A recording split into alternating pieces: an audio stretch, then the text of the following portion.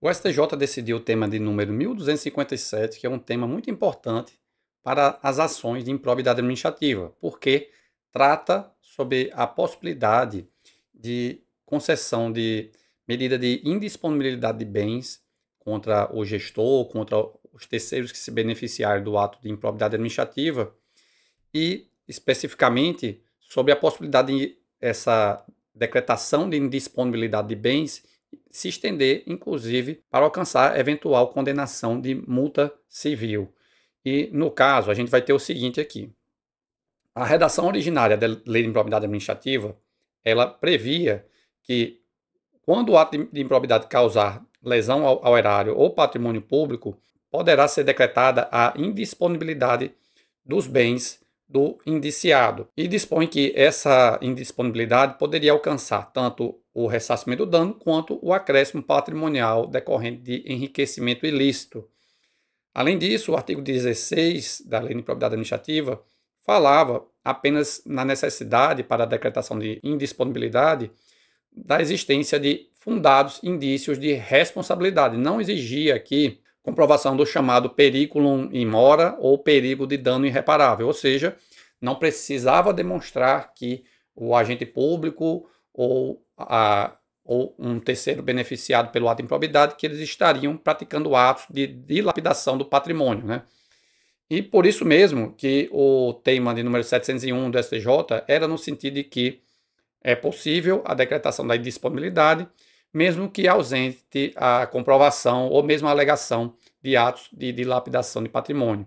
E o tema 1055 do STJ dizia que era possível a inclusão de multa civil na base de cálculo aí da indisponibilidade de bens. Portanto, o valor da indisponibilidade poderia incluir tanto eventual condenação à reparação civil, a devolução de valores de enriquecimento ilícito, quanto também a multa civil, inclusive em caso de violação aos princípios. Isso porque o artigo 7º, parágrafo único da redação originária da Lei de Improbidade falava apenas nas situações de ressarcimento do dano ou acréscimo patrimonial, ou seja, enriquecimento ilícito, né? Não falava aqui, nesses artigos 7º e 16, expressamente na situação da condenação por violação a princípio. Então, agora a Lei de Improbidade Administrativa, a partir da Lei 14.230, que a reformou, dispõe expressamente que é necessária a demonstração do perigo de dano irreparável ou de risco ao resultado útil do processo.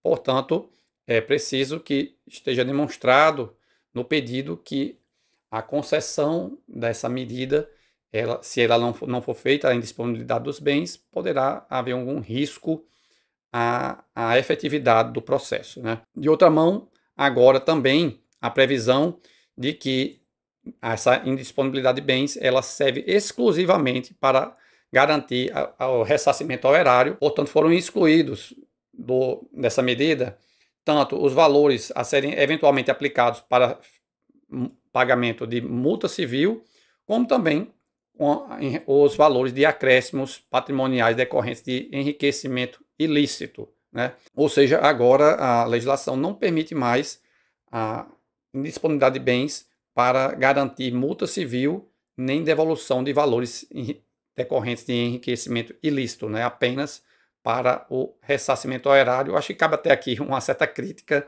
quanto a essa exclusão das parcelas do enriquecimento ilícito especificamente, né? Aqui eu acho que o legislador acabou indo um pouquinho além, né? De toda forma, o STJ decidiu que é caso de aplicação imediata dessas alterações legislativas.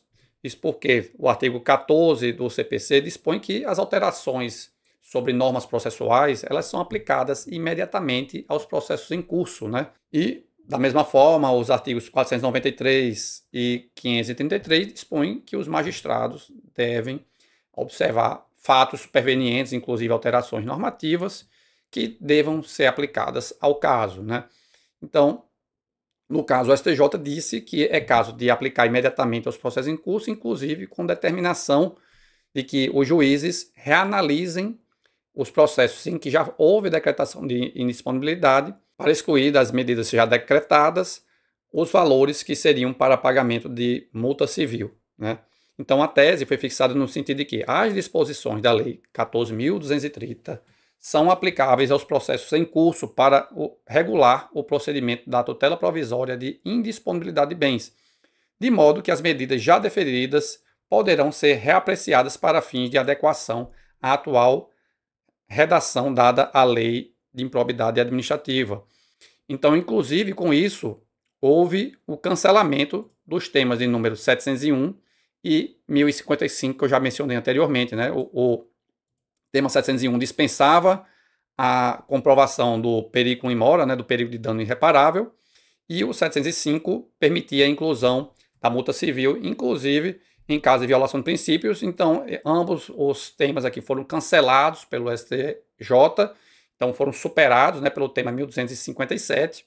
Então, agora, a indisponibilidade de bens ela será exclusivamente para ressarcimento ao erário e também tem que estar demonstrado o perigo de dano irreparável. Então, inclusive, isso aí terá de ser reanalisado também pelos juízes que deferiram as medidas nos processos que estão em curso. E se vocês gostaram desse conteúdo, se inscreva no canal e clique no botão de curtir.